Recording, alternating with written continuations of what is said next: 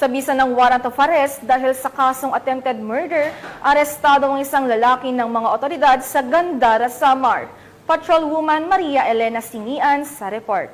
Kilala ang isang lalaking wanted person na may kasong attempted murder matapos mahuli sa barangay Adela Heights, Gandara, Samar. Naaresto ang akusado bandang alas 11:35 ng tanghali ng mga tauhan ng Gandara Municipal Police Station sa bisa ng warrant of arrest para sa kasong attempted murder na may narekomendang piyansa na 72,000 pesos para sa pansamantalang kalayaan. Dinala ang akusado sa Gandara MPS para sa kaukulang dokumentasyon at tamang disposisyon. Ang matagumpay na pagkakaaresto sa akusado ay patunay lamang na epektibo ang pagpapatupad ng pambansang pulisya sa kanilang sinumpaang tungkulin na maghatid ng serbisyo publiko para sa mas payapa, ligtas at maunlad na bagong Pilipinas.